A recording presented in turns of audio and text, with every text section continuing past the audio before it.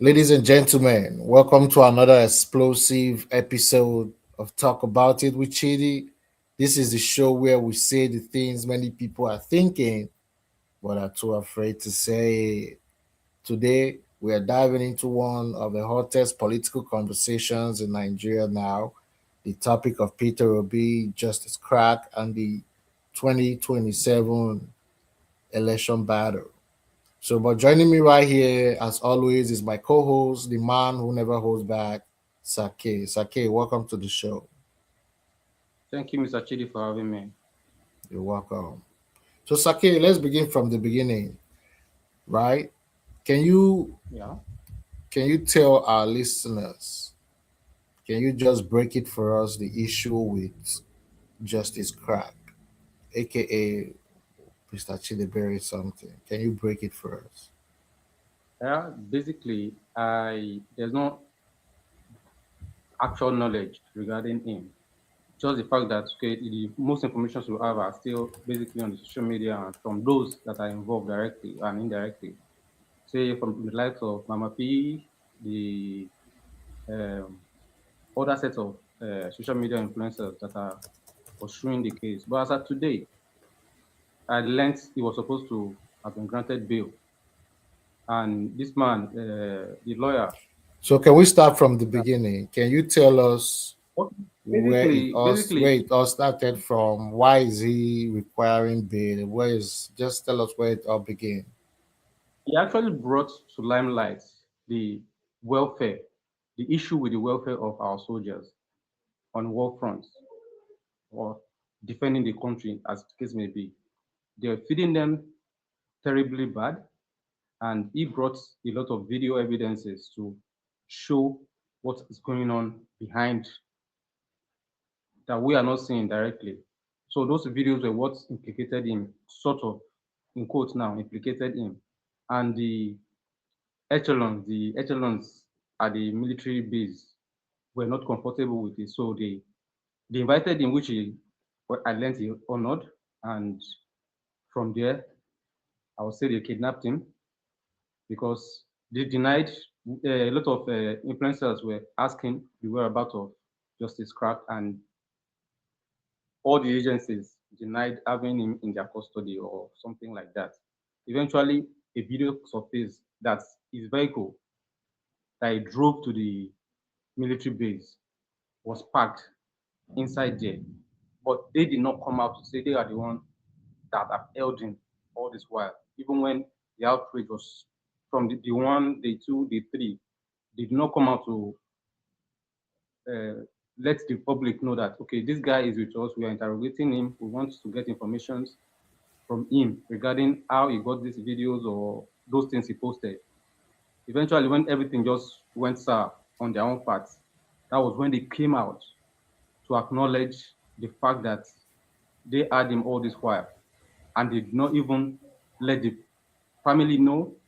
The wife was, I think, just gave birth there about, I don't have the exact information, but she was not seeing the baby, their first child. I think, yeah, the boy just turned a year recently, I think 4 or 5 days ago.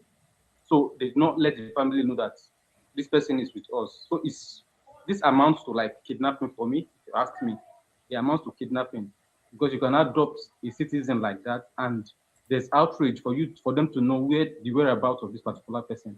And for the notes, the soldiers, they don't have the rights to hold anybody more than 24 hours. If there's a crime that has been committed, once they pick you up, they are supposed to hand over you to the nearest state police station or the DSS. But they held this man, and from information, they said they were stoning him during the day. They will hang him on a tree and during the day so that sun will just, then he will sleep on the floor in the evening. So that was what he was going through all this while before they eventually, when the outrage was too much, that was when they now moved him to the DSS for prosecution. And from what I learned, they said they are trying to prosecute him for treason. Treasonable offense in what sense? That an influencer will bring out information that is being hidden. And I learned even the soldier that even sent him the video evidence. has been dismissed or court-martialed, as the case may be. We don't know. Nobody's even talking about that particular person. So the act is just basically just, I don't want to use man in humanity to man, or you cannot just explain it because there's no real word to explain it. You don't just pick somebody, a family man that has just brought something to the limelight, instead of you as an organization, as a military body, to see to the welfare of your own soldiers that you put in the fire line. These guys go through confrontation with bullets almost every day, and you cannot feed them well. It leaves so much to be desired. It leaves a lot to be desired from our military personnel. And if the government don't intervene in this particular issue, believe you me, it's going to persist. And this atrocity, because I call it atrocity, is going to continue. And if take for instance, most of these things has made, now they are begging, soldiers were the particular military system that most civilians, most young youth want to join initially. But now they are the one begging the youth to come and join the military to serve their nation. Something that we are dreaming to do all this while before now. But with all these things that is going on, all the top echelons, they are the ones benefiting. They make provision. They cannot. I think military uh, budget is one of the highest in the country.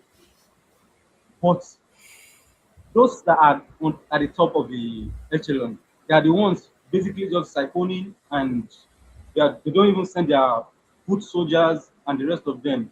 They can go to hell and burn to blaze if they like. But this guy just pick up the case, and he made this particular thing public, and all of a sudden they picked him up and brutalized. Okay, let's take it a little bit. Okay, thank you very much for that. Thing. Now let me play a couple of videos, but I've not seen these videos before, right? So we're actually watching these videos together. So these are the videos. These are a couple of videos, right? We're gonna be showing, but this one I'm about to show is the video you actually said he made in regards to the military's welfare, right? That led to the military welfare that led to the military adopting him. So he actually was complaining about the welfare of the military, right? And the military end up going to adopt him, if I understand. But let's watch the video Yeah, before to you say answer. justice for Justice Craig because he did not say wrong. Look, gentlemen, lovers of truth. Last week, Justice Craig was paraded before the court in Abuja because he was able to tell the Nigerian government that the military are not well. So sorry, viewers. So let's actually search for the video. I'm actually looking for the video Justice Crack made himself. Well, you see, all these ones have overshadowed it. Justice Crack video, exact video.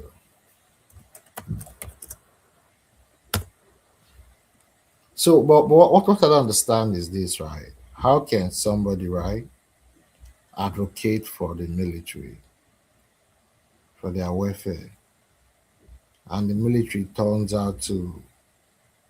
around and use the same people they're advocating for to not arrest the person advocating for them? If you are a military officer, this is my question to you. If you are a military officer and you know fully well that you're not being compensated properly by your government, and someone is advocating for the government or the honchos, the head honchos of the military, right, to compensate you properly, and the head honchos became angry and they now sent you to go and kidnap or arrest or yes, kidnap that person advocating for your right, what will you do as a military officer? Well, it depends. Basically, I'll tell you, um, our military system here, I don't know how it operates over there. They are too strict, and complaining is one of the things they, okay, you don't descend, just do what they instruct you to do. That's why I see many deserters in our military these days, because what they are going through, you cannot, there was an issue one time, I don't know if you remember, probably you would have read the news or seen it. A military officer complained that it was time for him to go home and see his family, but his pay could not take him back home. That he could not transport with the salary he's being paid. He cannot transport himself back home because of the salary, the stipend that they are being paid in the name of salary. So all these things accumulate into what has resulted into this outrage from both social media and other groups. So if I were, like you asked, if I were, I probably would just leave the military, let them fight their fights. Because if I'm putting my life on the line for the betterment of this country or for the security of this country, and my basic needs are not being met, and they are already being provided for, but some persons are just sitting on it and making themselves and eating fats on it while I'm on the front line, I'll just probably just maybe desert, like the word is. I'll just leave the military for them. Let them handle it. Now they're trying to recruit. Nobody is coming forward because of the welfare. People are seeing this. This is the time of social media. Everybody has seen a lot of things. So if you don't put things right, you get up. I mean, get up one day, and even you as a military general, they will just raid you in your house. So they need to just put their ass together. Those in charge, that's So, but act. what I understand is, what I understand, what you're making me understand is that as a soldier, you cannot disobey any kind of order, whether good or bad. So, a general can just tell Belong, you, belong with a wait. superior officer. You cannot So, disobey. so let's assume your superior officer tells you shoot that person. You have no right, nothing but to shoot that person. They probably will, but they still. It's a two-way thing. If the order is to your own conscience, not the right order, you can refuse the order. But they tend to want to obey the last order, Wait, let me which is understand something. Well, wait, but they have an option to refuse an order, right? yeah, they have an option. But That is you when might the by that is when that if is you when the disobey, that is when the order is illegal. if you yeah, if you disobey, you might end up maybe going through some disciplinary actions. If you So disobey, hold on. If, for example, you see, the whole thing is being very ambiguous here, right? If, for example, right, a soldier refuse to obey a command that he believe is illegal, then why does that soldier have to go through reprimand for not obeying an illegal order? That means if he has to go through punishment, you're equally saying he should have obeyed the order to avoid the reprimand, which makes it legal in Nigeria for a soldier to commit any act just because he was ordered. He has no choice to decide which order is illegal and which one is legal. Is that what you make me understand? okay, I want to make reference to a particular situation that I think it was Borno, if I'm not mistaken. It was on Arise TV or Arise or channel that there was an attack. Okay, they had an intelligence that there was going to be an attack on a particular school in the north. I don't know the exact state now. I can't just read it out right now. And they mobilized to go over there so that they can protect those two kids from the attack. They were on their way when they called them to. Okay, they were already there. They got there, so they were already stationed, and they got another call that they should leave or vacate that particular coup and returned to base. And they vacated the school premises and they returned to base. That night, they kidnapped all those children from the school. This is a open information. You can check it on your own. And when they asked the commanding officer, they said the order came from above. I don't know if you get me. That's how strict their commands can be. Yeah, no. I get that. No, I get that. But what I want to do is I want to draw it down to, let's say, an individual. Let's say, for example, you know how Nigerian soldiers react. Maybe the officer that is angry might not have a weapon on him, and his subordinate has. Maybe they're on a checkpoint, and he says, "Shoot that guy." You know they do it all the time. That's no. And the subordinate actually obey that order. And by doing so, he goes back and never gets any reprimand or any punishment. But let's say he disobeyed that command, that order, and goes back and get reprimanded. That shows me the system says that no order is illegal as long as it comes from your superior. Even if it is evil, you have to carry it out. If that is the ethics of the Nigerian military, I will understand because this is how America all works. There is something called a legal order, even from a president. The commander in chief cannot just give an illegal order. The generals have the right to reject an illegal order, just the way it goes down the chain of command. When your superior tells you to commit a crime, let's say a crime against humanity, right? Private, yeah. On a war front, you have the right to say no. Let's say your superior is angry and tells you, shoot the person. You have the right to say no because even as a soldier, that still do not give you the liberty to take life at will. That is why there is rules of engagement. You understand what I'm trying to understand here?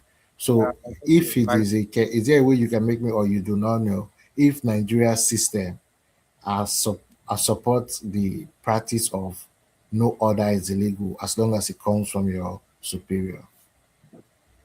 Well, I cannot tell you categorically that, okay, like I said, you have the right to disobey an order. Because if you tell me shoot somebody and I don't see what the person has done, it's not a criminal just because he has gotten you angry that you want me to shoot the person. I have the right to say no. But I might get punished for that. That's basically just what I'm trying to tell you. I might get punished for refusing that direct order. It might be illegal punishment by the side, might not even get to the system, but it happened. It happened. So even that is let's still just a leave problem, though. I'd like us to move on more topic, but even that is still a problem. If a particular soldier cannot be accounted for by the system, where a level of punishment can happen to a soldier, but to a certain level where it can be covered up. Because over here in America, that is why keeping of record is important, right? Everybody's record is there. If you commit any issue, it goes to your record that people can search and see from all chains and everything, right? That is why you don't commit crime as a or enforcement officer or a soldier, because it's gonna be on your record and it might affect your promotion or things like that. Well, let's just play the video. Actually, I can't find the video where the guy that we are talking about in question, the video he did, right? I can't find that particular video, but this is the video. Someone is just actually speaking over the video. This is actually the video from his documentary. But I'd like you guys to watch it and see the Gentlemen, kind of food they eat. lovers of truth. Last week, Justice Crack was paraded before the court in Abuja because he was able to tell the Nigerian government that the military are not well fed. The military got angry and arrested him what would I say, kidnap him. To cut the matter short, because we all know the story, I think now we are to say justice for Justice Craig because he did not say wrong. Look at our military here. The video came out to prove that Justice Craig was right. The last time I saw this kind of food, let me not call it food, the last time I saw this kind of substance was just like when a little child is purging, when a little child is having running stomach. That is when we look at it. Look at it. How can this be a food that will be consumed by somebody that will face bandits? Somebody that is challenged, facing insecurity. Look at what they are giving him. And we all know this is not what the federal government provide for them. But because of the greed of the senior men in the military, they divert the whole money, and this is what is left for the soldiers. Watch it and watch it, and let's comment. Is this good? Is this good for our soldiers? Well, before we proceed, I gotta ask you this though. Are you sure? Since if they can actually go and arrest more, if they can arrest, I don't know if I can curse them, but if they can go and arrest the Justice Clark, hope someone like me can actually come into your airport and leave without having been harassed, talking about issues like because it seems like you guys do not have like freedom of speech in your system, right? It's just at the talk, like say I don't know, but I kind of understand like there is no freedom of speech in Nigeria where someone no freedom of journalism over there because over here, even though I can agree with you, right, that there's a level of crackdown of freedom of speech in America by this administration. But to a level, there is a system, there is a law, there is a en- enshrined law in the constitution that says you're guaranteed your freedom of speech and your freedom of expression. And Nigeria too, I know to the best of my ability that in the Nigerian constitution, there is a place that says there is freedom of expression, there is freedom of gathering and all. Am I correct?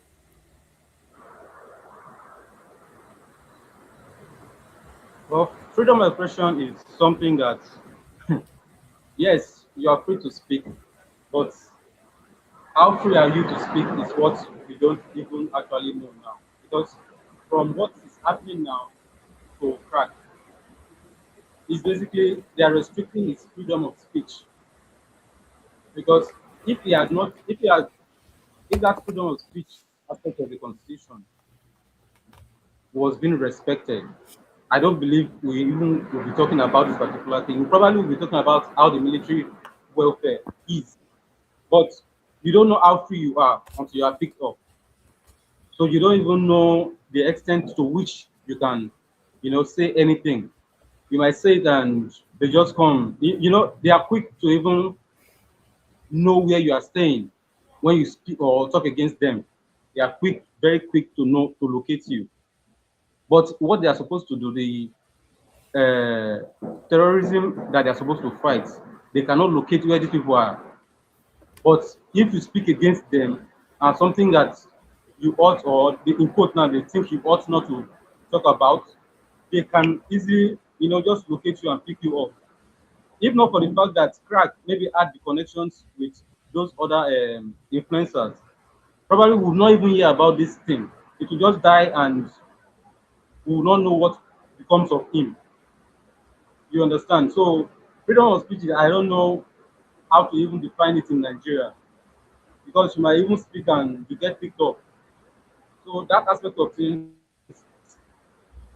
I don't know. So, We need to so, just so, so, because I do hear people judicial say system, this.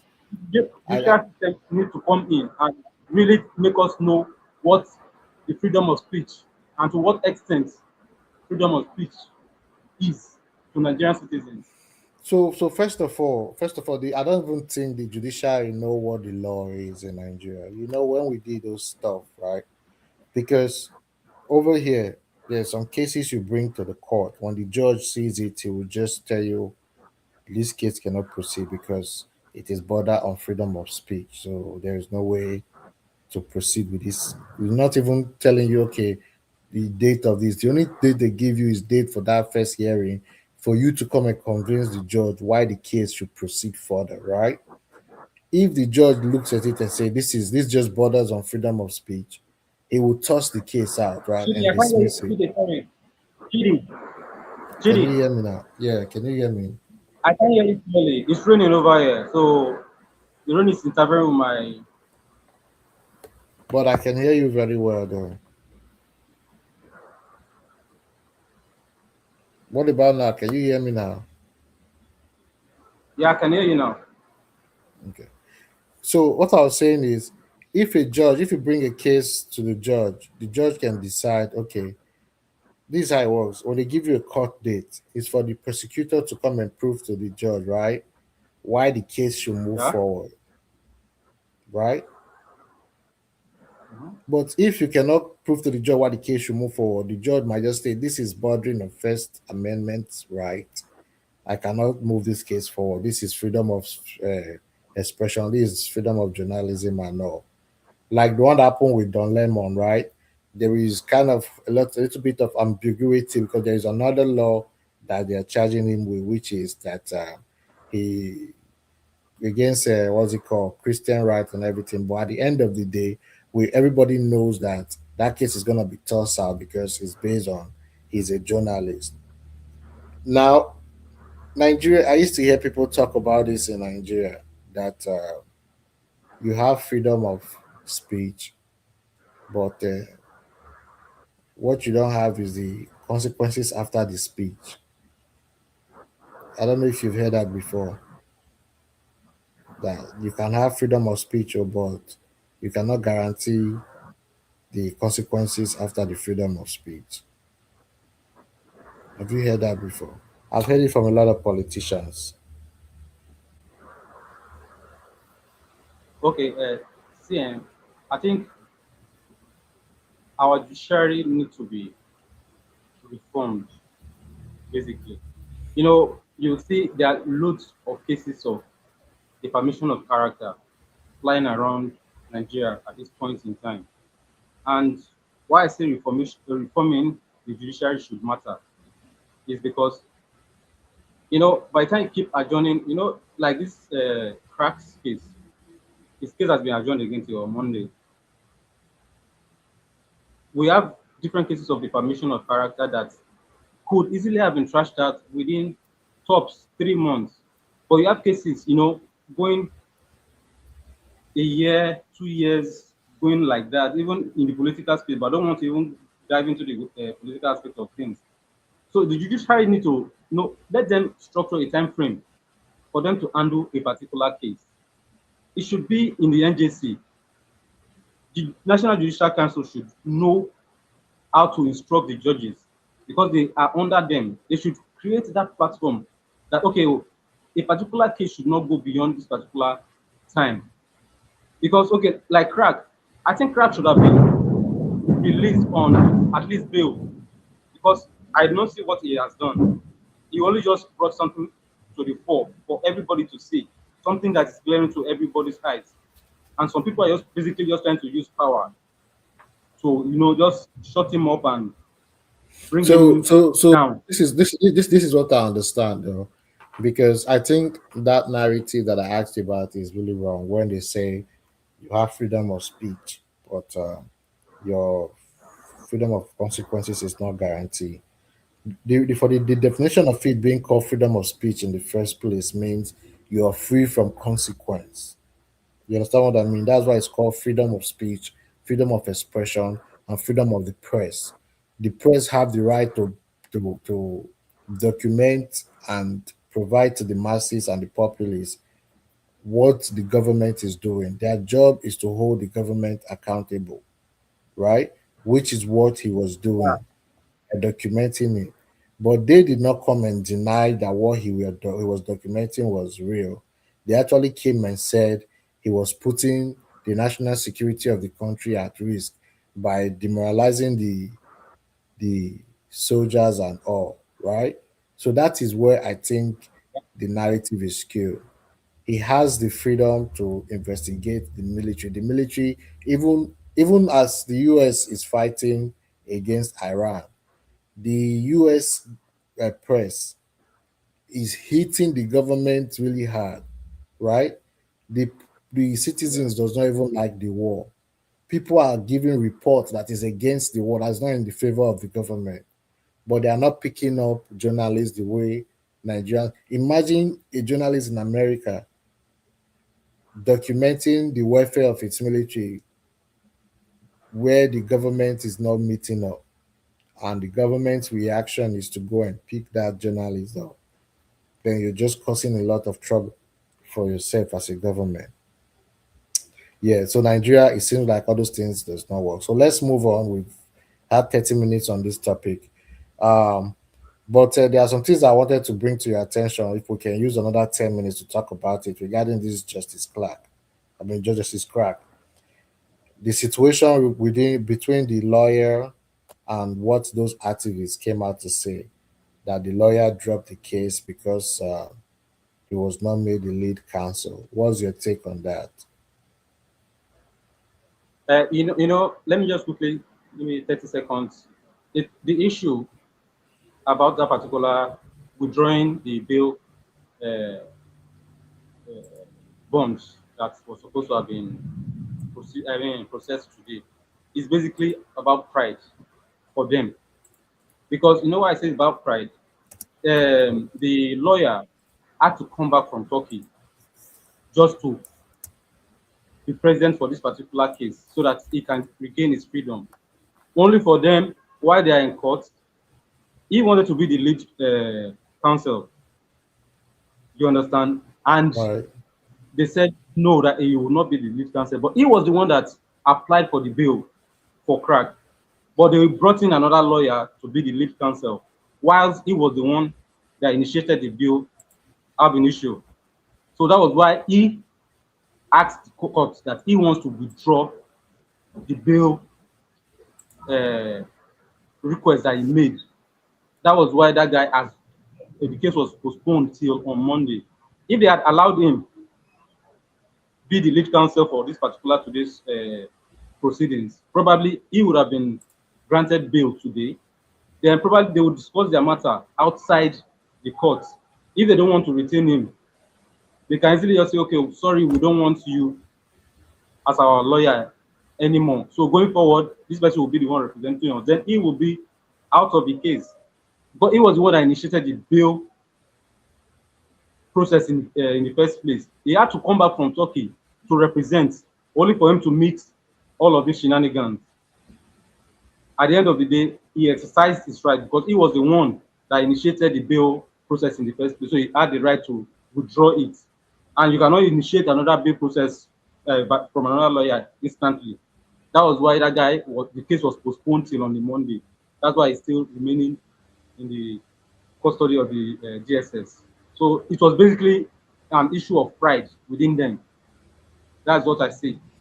So this is the problem with Nigeria when people act with individual and selfish reason without putting other people into consideration. They could have put the person that is going to be languishing in detention into consideration before taking the action they took. The ego should have been second. They should have allowed him to proceed since he has. They should have just allowed whatever would have happened to allow, since he has said it, and if he takes it down would affect the case. They should have allowed him to proceed like you said. But it's crazy. He too, after he found out that they were not going to make him the lead, he could have allowed the proceeding to continue. He shouldn't have called off the bail application he filed. He should have allowed it to continue and allow somebody else to speak for it. But he said it was the judge that brought the uh, objection to be like, you were not the one that filed the bail application. Meanwhile, people in court said he was the one that requested for the withdrawal, while the judge was like, "Are you sure you want to do that?" And he was like, "Yes, I want to do that. I want to withdraw my name because my name was on the application, so I want my name off of it." So the whole thing, like you said, is ego, but it's crazy because a man is languishing in detention. But I'd like you to hear Rufai's own position on this issue. They're actually mourning It's my an ego lawn. thing. It's an ego thing. It's an Yeah, ego they're thing. actually mowing. Let's They're listen. actually mowing my lawn. So should in case the sound comes in and the stuff to for the viewers. So let's play this video and listen. Is this a military we advocate for that can just take citizens and take them out of the out of public land like that? It could be anybody. Because it could be anybody tomorrow. So what country are we living in? I understand the passion, because I think we all feel it, and that's why we brought the story, and that's why we're going to continue following up on it, and we're going to And continue something to must be ensure done. And we must something- call out the chief, the defense chief, the military chief, CJ Musa. Please, you are the defense chief. Something must. This is not the military. You people tell us to help build when you say we should have interactions. So, I mean, you can This is not see the country we should build. This is an issue that has got a lot of people deeply passionate and emotional. And Minister of Defense, yes. So he's overseas. He was also a top military officer before now. Yeah. This is not the country we should build. This is madness. We don't have a country. We don't have a country at all. This is madness. Okay. Well, we're here. And The elders say that the hunter who fires his gun without looking at where the bullet. So yeah, that was passionate. That was honest. I like that video. That's why I decided to play it though. But I don't know That's for five. yeah, I like that. I like that guy. He's a real cool guy. So, what was your take on his reaction? Let me see if we have time to Well, take some of funny the. thing, I hope they see that reaction and they have a rethink, because the system is flawed already. And if all these informations, these things, TDN, most of these things have been happening before now. But for the advent of social media, they are now coming to our glaring. We are now seeing them on a daily. And, something you are addicted to, take for instance, smoking, drinking, those things you are addicted to, it is very difficult for you to adjust and change overnight. Now we are seeing them for what they are or for who they are.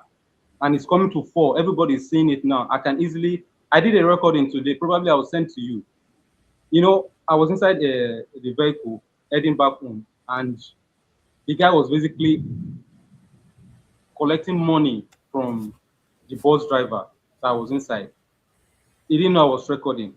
I had the recordings, but after he noticed I was recording, he now said he wants to collect my phone from me. I'm a Benin boy now, sorry guys. I just dropped the phone on the seat and I say, carry him. That was what I dared him to carry my phone from the seat that I dropped it. That was how he just walked away. But I have the video. So all this impunity. Did he collect the money from the guy? He collected the money and they left. Just send me that video. not Send me the anything. video later. Send me the video. That impunity is already inside them, and they are basically just not ready to, you talk about reform. They are not ready to reform themselves, except the bodies that are supposed to control them, reform them. So this They are not will ready. take us to our next topic. This you just said will take us to our next topic. But before that, I want viewers to see what happened in the courtroom today with this guy in question. Then we'll just take us to our next topic. Hold on.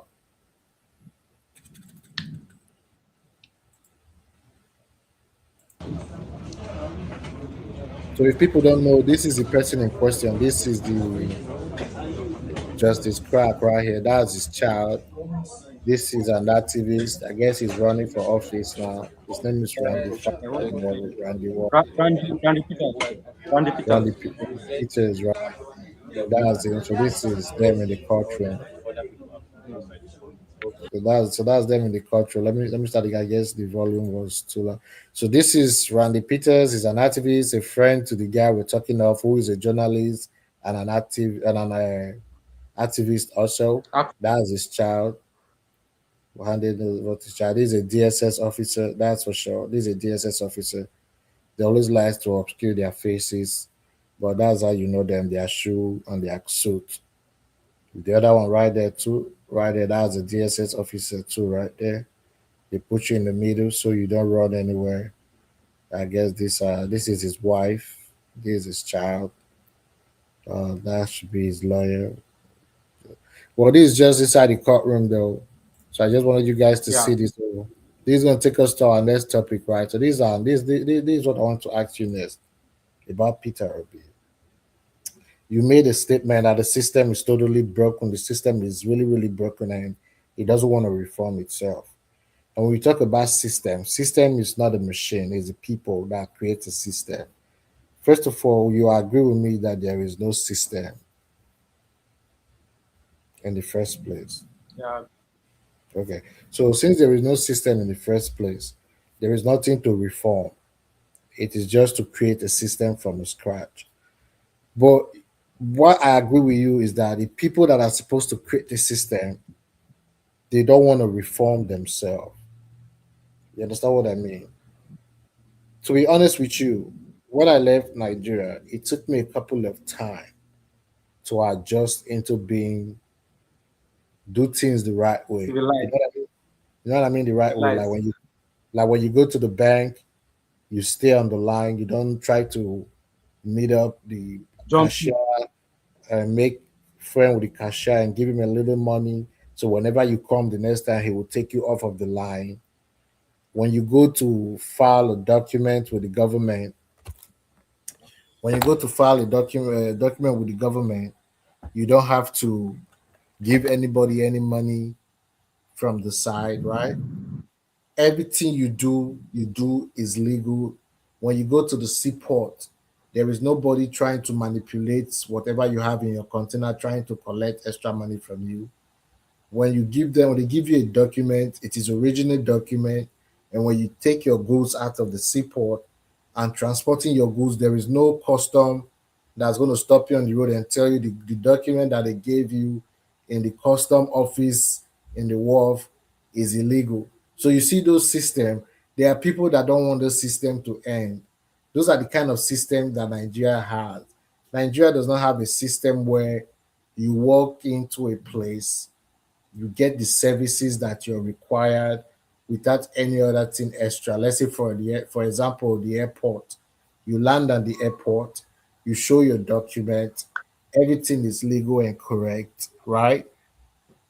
I don't have to give you money. Yeah, You as immigration officer don't need to ask me for no money.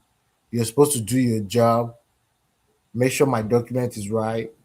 Even if I try to manipulate you and tell you can I get things on the side, you should hold me and arrest me for such behavior for trying to bribe you. But instead, you're the one asking for money, and you should not have people running around trying to manipulate people in the airport, steal their goods, give them false services they do not require in order to manipulate them to pay you huge amount of money. Put false signs, and when people park over there, they get told in order for you to extort them. So those are the kind of system that is in Nigeria that does not want reform. But when I say that there is no system, there is no working system for the people. You know what I mean? So now my question to you is, how do you think Peter Obi can reverse this system that is already entrenched in every part of Nigeria, in everybody? When you ask a little child, what do you want to become? You tell you want to be a Yahoo boy because that is the system, or he wants to be a politician. That is the system. So how can Peter Obi okay. reverse the Well, system and if then you are, create a functioning system? if I'm correct, you are talking about policy matters, Yeah, we're talking about Peter how Obi. policies can be made to. No, no, we're not talking about politics. We're talking Well, about. take for So instance, I'm addressing you. No, no, no. Hold I on. say policy, We're talking about politics. And please. we're not talking about Obi as a politician, right? I'm asking you, what can Obi do as someone that supports Obi? Yeah. How can Obi reverse this system that we just Okay. talked about I want to and even create a new system? before before I wanted to reply, I was going to say, I'm an obedient person. So That's why I'm let me asking start you from that. there. Yeah. Take for instance, I'll start with the custom aspect of things. I I was talking to one of my senior colleagues at the office last week, and I asked him, "What are customs doing on the road?" It's a very funny question, but I just wanted to have the the idea of what our customs are actually doing on the road. Because I watched a video of a custom officer that was arrested, I think, was it 2 weeks ago or thereabouts? This person has cleared his vehicle from, I think, the wharf. And you have a custom officer asking him to bring his paper. He has given you his paper.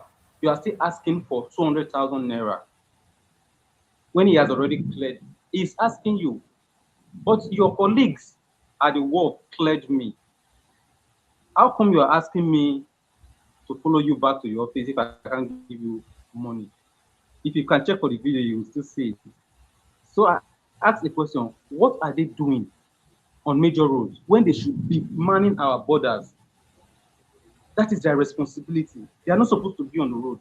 You allow smugglers enter into the country without check, and you now come to the middle of the road and ask somebody that has just cleared his paper to give you money for a vehicle that he has already cleared from So your own so colleague. so at so the I office. understand I understand what you're saying now, but my question to you is this: as an obedient, what can What Peter can Peter Obi Obi do?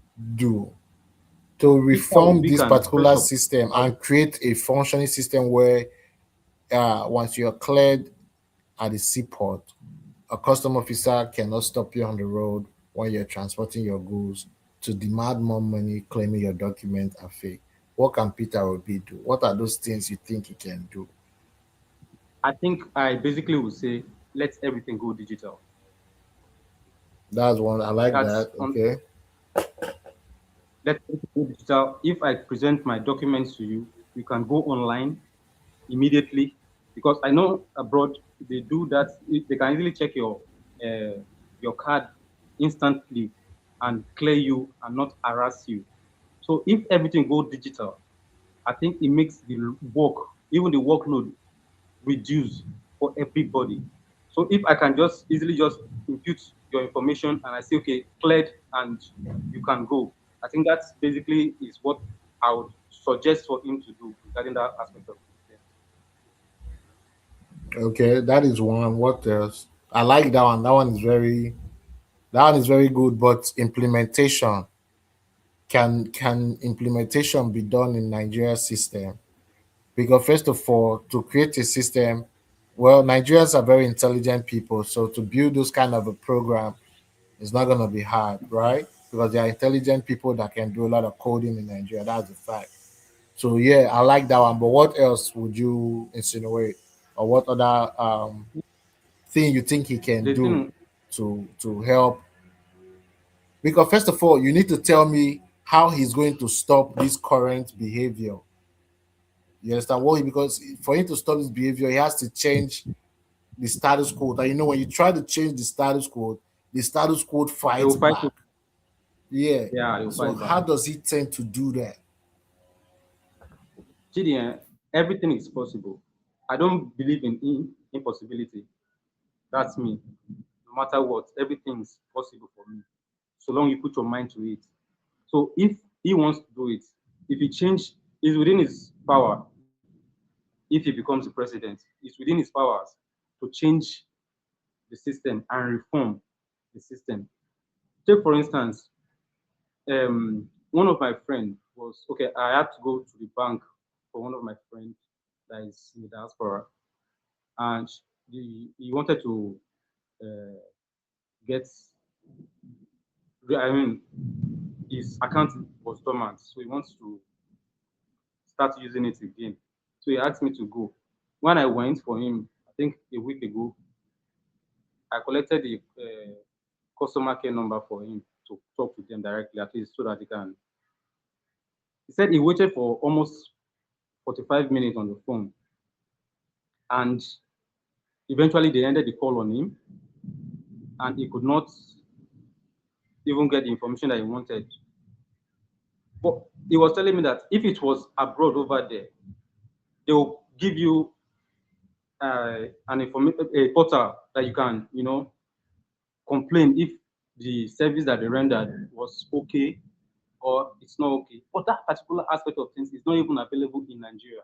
So if for instance, the IT part of the custom, for instance, have a portal that you can easily lay complaints regarding set of officers. Maybe probably they harass you or all this kind of extortion.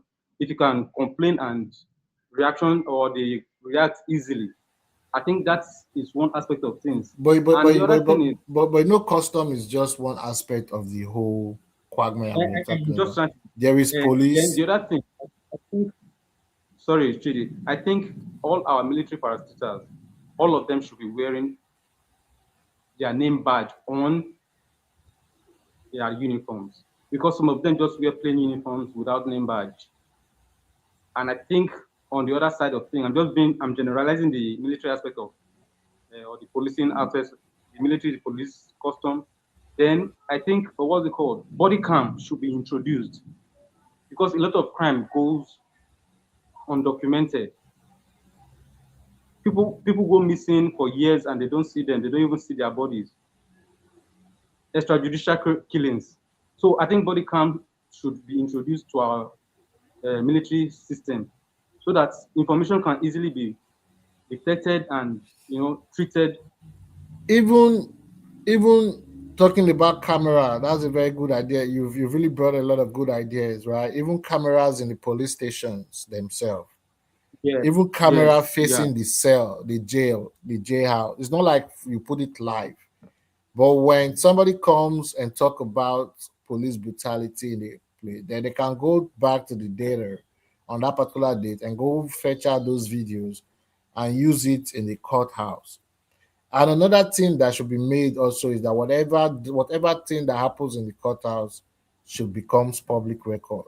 Anything that goes into Yeah. evidence in the courthouse, as long as it goes into evidence in the courthouse, should be made public record. You understand what I mean? And the judiciary should try, like you said, to go digital. Every aspect of the government should go digital.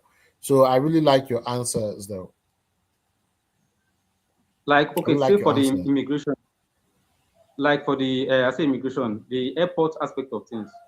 That's I think immigration. yes, SOP should be a standard thing. Standard operating procedures, you don't mess with it in standard countries. So training and retraining matters to me. I believe training and retraining matters.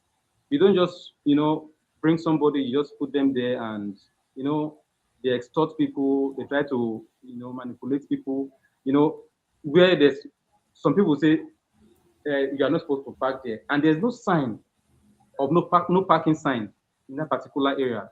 And you get there, you park, and they won't just come and tow your vehicle, and you just go to their office and you pay unnecessary amount that you ought not to pay. And all those things, I think, like you said, cameras should be everywhere, so that you can easily just, point that, okay, this signage is not difficult. I want to believe signage is not very difficult to do in a public space. Say for airport instance. So how do people petition for laws to be changed in Nigeria? How does that work?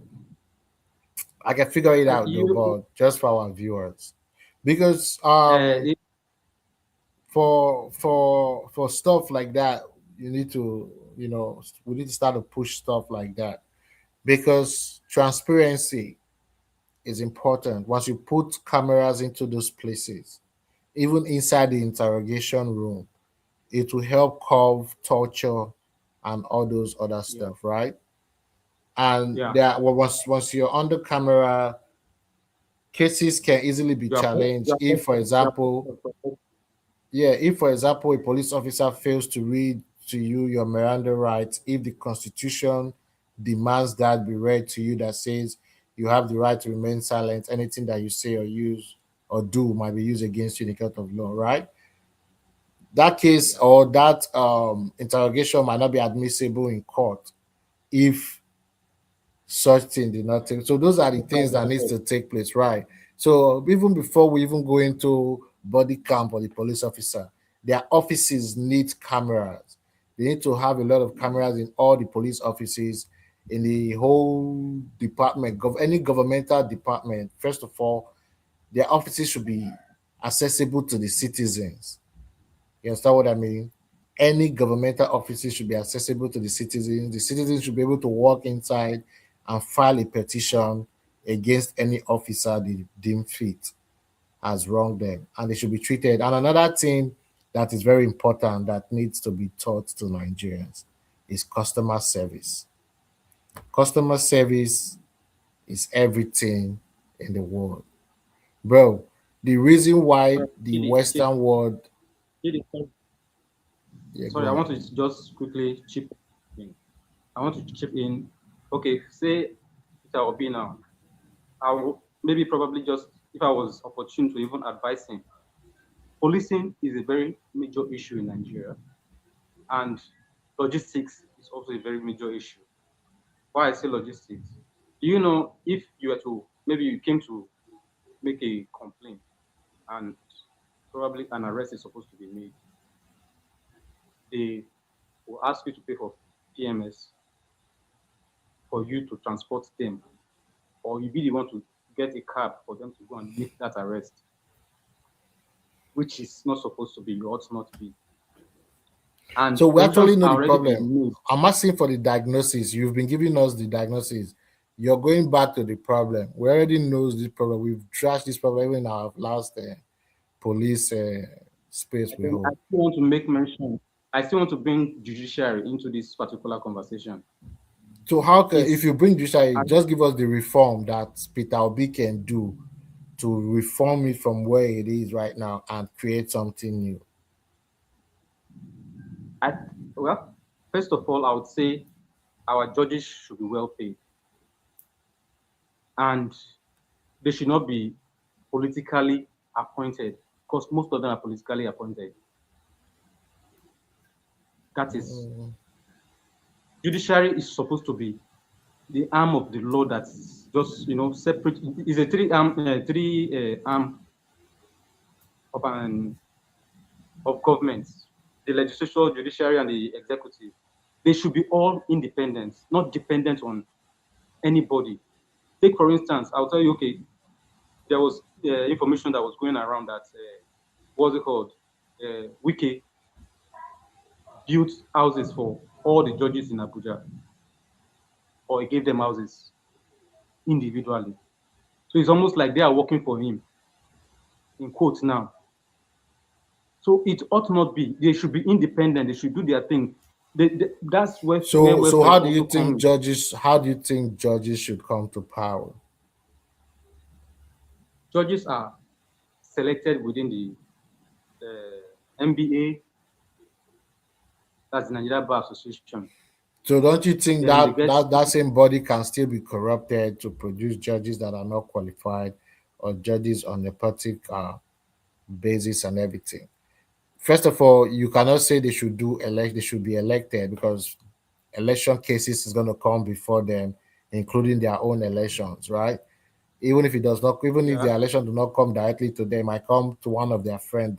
That one might do you a favor, so that should, in case his own election comes to your table, you watch out for him, right?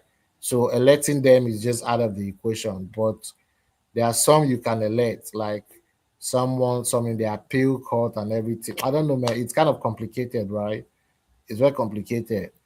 Judges should be able to stand by the oath they administer to them, that they were administered to, right?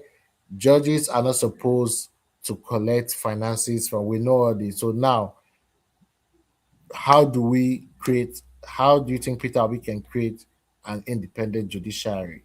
You've talked about one, removing the executive from appointing them. I think the way the process is now is okay. The executive appoints the judge, the Senate confirms the judge or the judge or the justice, right? I think that one is okay, right?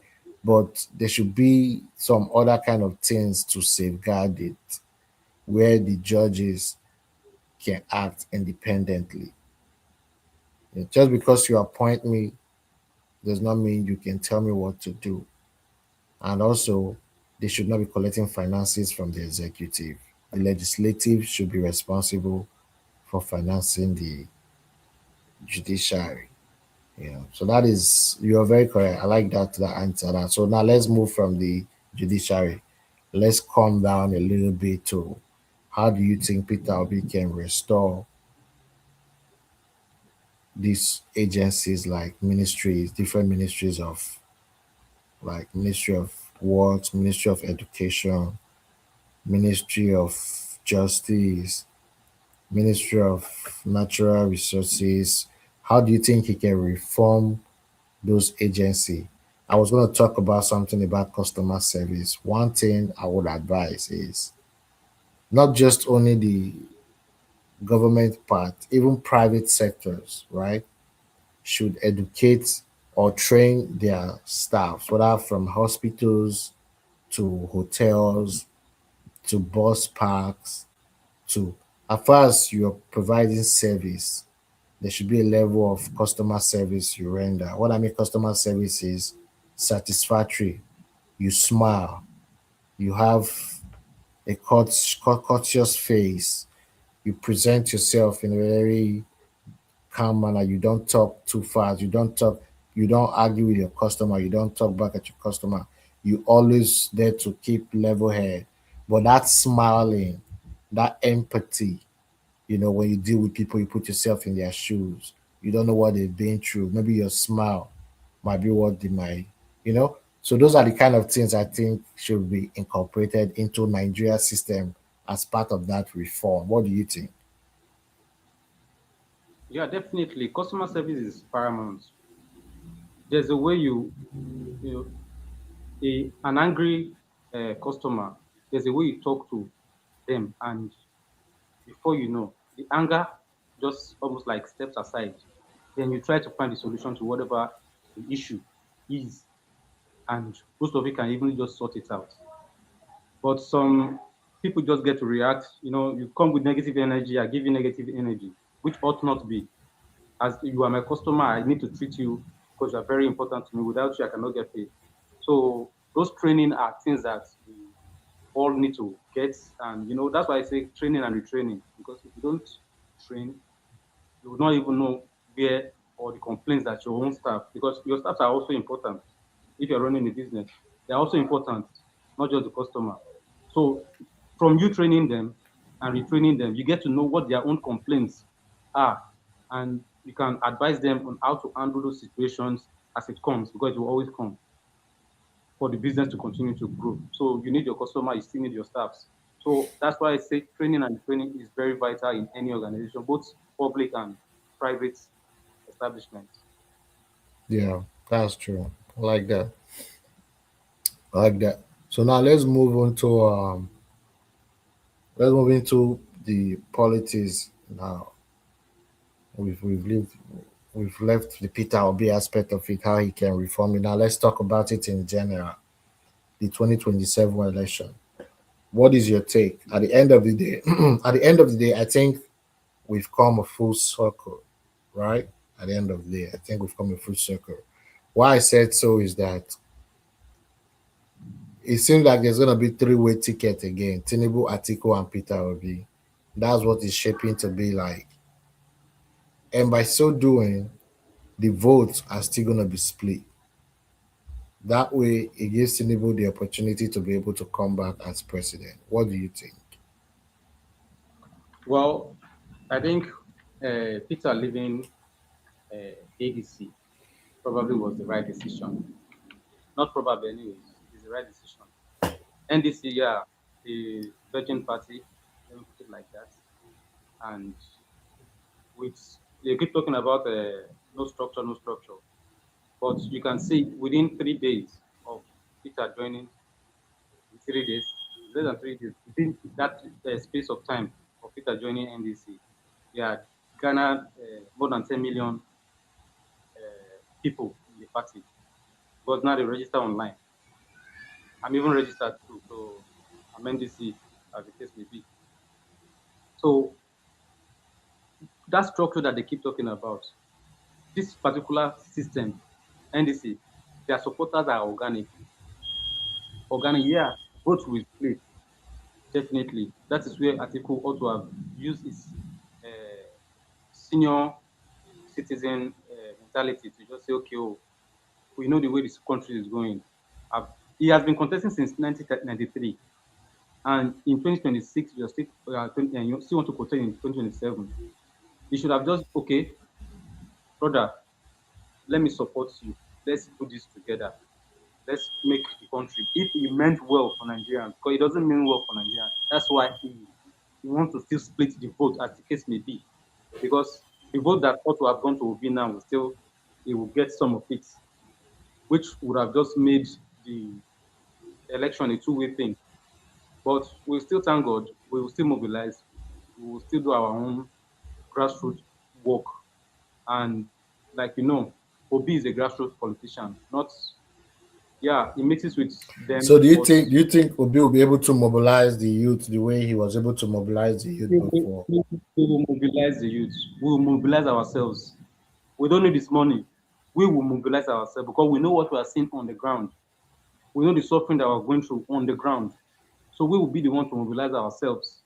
We don't need his money. Let him just work when he gets there. That's basically it. So we don't need his money to do Okay. anything. I We have a will lot of questions to ask put you our- about Obi, but I have a question to ask you about Obi, but based on staying on this particular topic of the general election, when Tinubu came into power 2023, Tinubu didn't have the apparatus of government behind him. He didn't have power over the INEC, the military police, or everything you can say. Now he has this power. How do you people think that if he was able, according to some people, that he Chidi, ran his Chidi, way? sorry, sorry, Hold on. sorry. Let me just listen. Tinubu, I have to just cut you short first before you continue. Tinubu had INEC under him. So remove that one Okay, from this is like so. If Tinubu can hold INEC under him as a civilian before coming into power to get power, and now he has power, tell me what other strategy Peter Obi is going to do to take power away from him. If he was able to force power before by holding INEC as a civilian, now he is in total control executively over INEC. How do you expect Peter Obi to win the election? What do you think your mobilization will do? mobilization has to be, to me, door to door. That is what that's what we actually did during the Labour Party time, and we thought we were negligent in aspect of okay, once we count our votes, okay, now we're doing at that time IREV. So we thought everything once we finish polling units, it will go to IREV. So we were relaxed, knowing that okay, we've won this polling unit, it's going to IREV and to be collated over there. We did not know that they had other plans. You understand? But this time we are going to make sure whatever is happening, we have to follow it up till the local government, then go to the coalition center in every state. So it's no longer going to be from unit to unit. From Do unit, you we know are what? following you down Do you know what Joseph Stalin said? now. Joseph Stalin said, "It doesn't matter how many people vote. Do you know what matters? Who counts the vote? Because you all can go to the coalition center you all you want. Is who's gonna call the result. Because if the first time and go to the IREV, the results they even called, they cannot even tally such results numbers to cover up their tie. Some of them were just people's pictures, some of them were just different kind of pictures they had there. If they can do that level of impunity as a civilian, what make you think now that he has executive power, he will not be able to do more and undo in order to remain in power? I think, like you rightly said, he can do and undo. Don't get me wrong. He can even deploy the military or the police or the forces to cause me in. But we are going to defend our votes. It's not. This is not 2023. This is going to be 2027. So we have learned from the mistake that we made back then. This time we are not going to make the same mistake again. Then the other thing I would want to still put in, I think there should be a reform. Presidency should not be the one choosing INEC chairman. They are supposed to be independent of all these bodies. Yes, they can go to the legislative for clearance and the rest of it, but they should, the executive should not be the one bringing INEC chairman But for clearance. my own solution to such reform, so that the executive will not be able to corrupt. Because if you have one head of electoral body or one session of electoral body, it is just gonna be easy to Control. control either way or corrupt. I will say every state should hold their own election. Every state can choose to have their own independent. You don't have to be called INEC, can be called Secretary of State, can be called Minister of Election, can be called Secretary of Election, right? On every state that conducts election, and it doesn't have to be conducted the same way. Somehow, Edo State can say you can send in your vote from home through the post office. You don't have to come on election day. You can start voting a Physically. day before election, or you can come physically. And once they tally the result, they don't give it to any central body. They give it to the media. When the Secretary of State calls this result and put it on the Secretary of State website or the Minister of Elections website or the Ministry of Elections website, the news media goes there to get the result and announce to the public. That way, the news media will tally all the different states. Okay, this person won in this state, this one won in this state. At the end of it, they tally it. They will not know who is the winner, and the news media will not project the winner. That way, you do As, not have a central election body. You don't have a as federal beautiful election. as beautiful as that sounds, they will not want that to happen because they know they will lose. But If they that's the allow only this, way. this That's the only way to have a free and fair election. the idea sounds very, very beautiful, but this set of politicians will have, they will not allow it stand. That's the easiest, in short, the easiest way we can just conduct our election peacefully, seamlessly, And those even. ministers will not be appointed; they will be elected by the people that will conduct the election. Will run its own election, and they will be elected by the people. So you are independent from any politician. Any Anybody. atom of thing that looks like appearance of conflict of interest will be there. There will be a lot of policies to checkmate it. You know what I mean? That would be Yeah. the best way to do it. Just remove That's the election from that the federal. you stated it, the best way to even conduct an election. That's what you just stated. But these niggas, okay, elder statesmen or something like that, they will not allow it because they know people will vote against them. So they will probably not. The House of But Representative, but the Senate. but, but the idea is, well, we're not actually talking about what they will do. We're actually offering reforms, like what Ideas, would ideas yeah, definitely. actually offering reforms. Because if the people wants to move forward, they have to. The only way you can change the condition of the average Nigerian is to reform the electoral process, because that's the only way you can elect true people, true representative of the people, right? But if you do not eliminate, Yeah. if you do not reform the electoral system, you cannot elect credible candidate to office that knows what to do. Instead, it will just be this rigmarole of what you have, like Wiki and the rest. But the problem is nobody is providing an alternative solution to what's going to work. That is why I want me and you to use our podcast as a means to profile an alternative, because brother, there is heaven on earth. Oh, I'm telling you the truth. There is heaven on earth, and there is hellfire on earth. I think we are in the hellfire net. That Really, I made that statement because for a reason. And as time goes on, I'm gonna be posting some of my engagement, how you get gas as a human being, how you assess, even if the gas is expensive, but it's available at all time.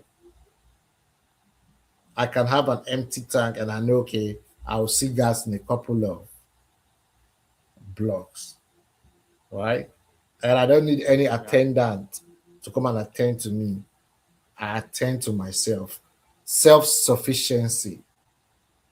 If I go to the grocery store, I check myself out.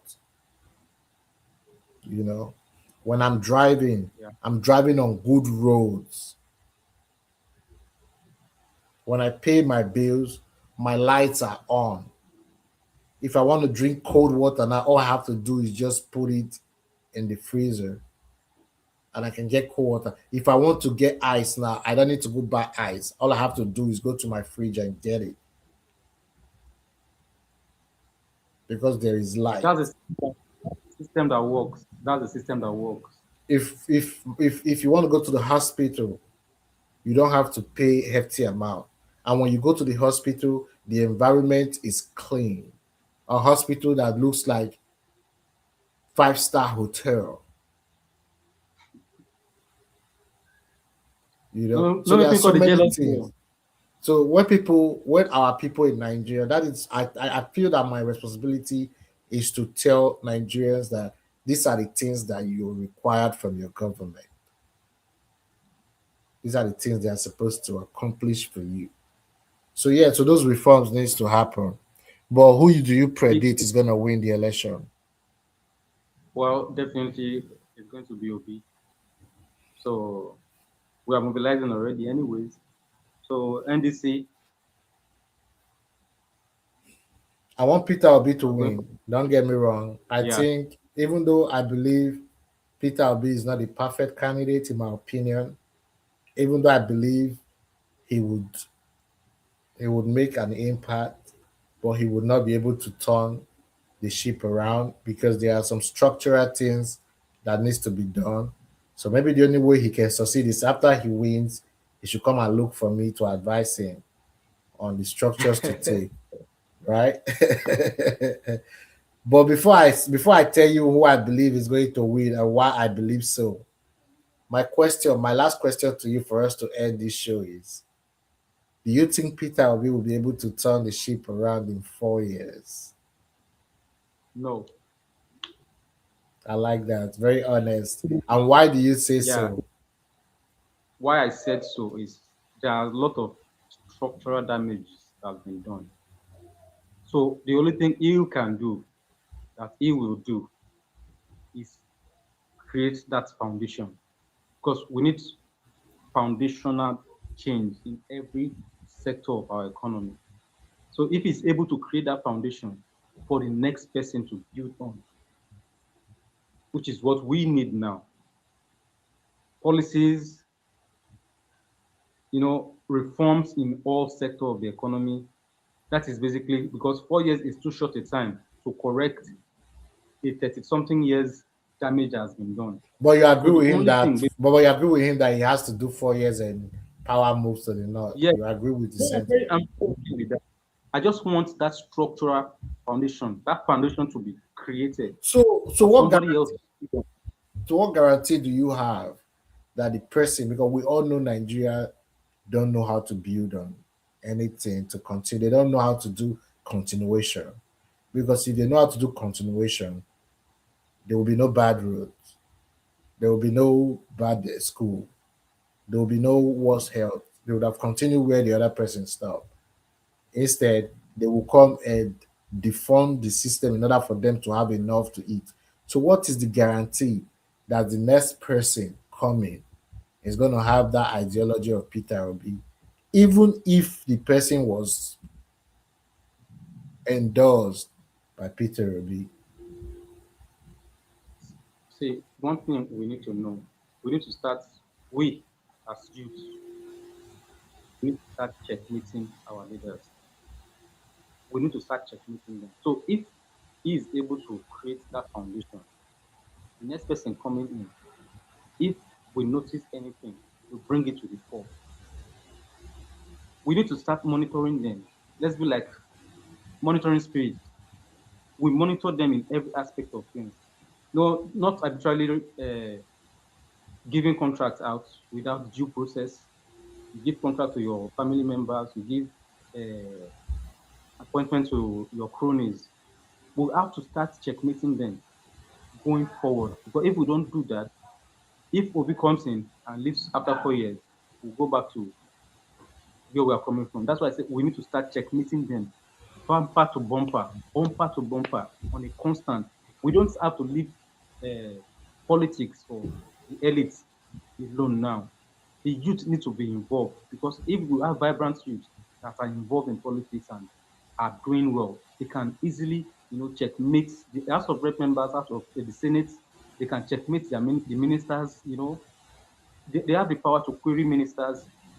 And if the presidency, or maybe the right to the presidency, that this guy is doing this thing, and the presidency does not react to it positively, they have the power to even impeach the president. There are a lot of things that have gone wrong that, now our senators are just like puppets in the hands of the president. So if we don't checkmate them as youths, and vibrant ones at that, then things are going to keep going wrong. But I'll just pray, hope, because, like you said, he's not a perfect person. That's Peter Obi. He's not perfect. They are all politicians, but he's like a separate one from all of them. Stands out from every other politician that we have in Nigeria now. So that's why we are queuing up behind him, to make things right, at least for the next 4 years. Then hand over. We have to stick to the agreement.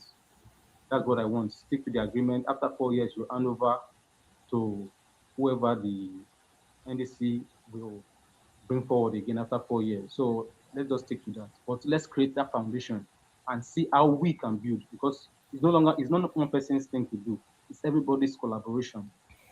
So that's basically it. Well, this is my prediction, and this is why I predicted. I think our next show should be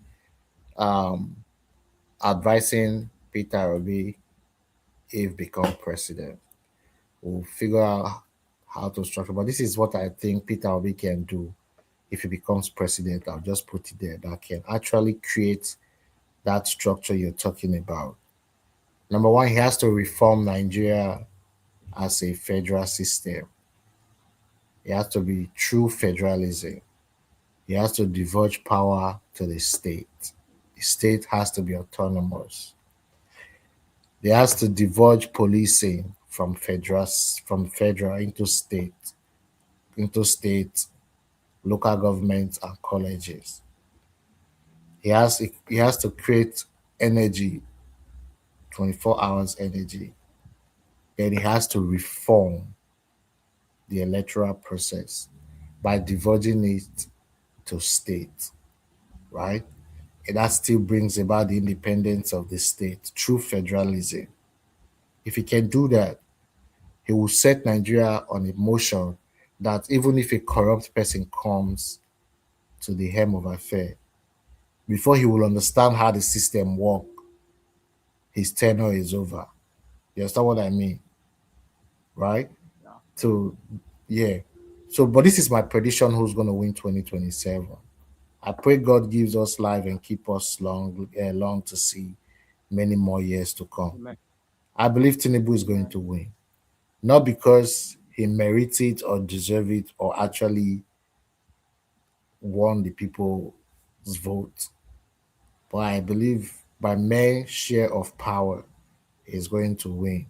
Because if he can grab it, snatch it, and run with it as a civilian, only God knows how fast he can grab it, snatch it, speed it now that he's commander-in-chief of the armed forces of Nigerian Army Armed Forces, including the Navy, the police, the custom, the everything that carries gun, to the Agberos, because he's the head of the NWTI because of his boy MC Olomo, who helped him secure Oluomo. Lagos election, is now in the helm of Nigeria's Agberos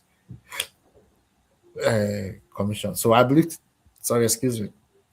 So I predict Tinubu will NURTW. win. Yeah. So I believe Tinubu will win the next election, like I said, not because it's my preferred candidate, but I'm just being practical and logical by everything before me.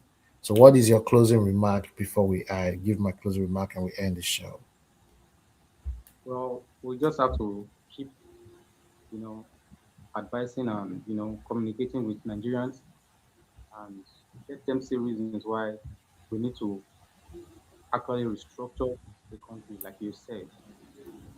Let's divert power from the central and give it to the states. And hopefully, God willing, in our lifetime, we'll grow and the country will also grow towards, like you said, there's heaven on earth and there's hell on earth. Let's move from this hell to the heavenly aspect of things in Nigeria. Thank you. I like that. Let's build heaven on earth in Nigeria. It's possible. Good road is possible. 24 hours electricity is possible. It's not something from afar. People that does it and enjoy it don't have two head more than you. Good education, good healthcare is possible. Some might be expensive, but at least it's there. You know, everything that works well appropriately, like human beings, working society is possible. Clean environment when you don't have garbages on your road, like Onitsha, like Aba, like those places. Everywhere is clean, tired, beautiful. At night, you don't need to turn your headlights to the full beam. You can use low beam because you can see because of the street lights everywhere. So good life is possible, my people. So this is my closing remark. Nigeria is entering another political season, and one thing is clear: the battle for 2027 may not only be fought at the ballot box, it will also be fought in the court, in the media, and in the minds of Nigerians. The question I want to leave everyone with is: will democracy become stronger or weaker? Thank you all for watching Talk About It with Chidi. Big thank you to my co-host Sake for joining me once again. Please like, share, subscribe, and turn on your notifications so you never miss an episode. Until next time, peace be unto you all. Thank you, Sake. Thank you very much. Yes, sir.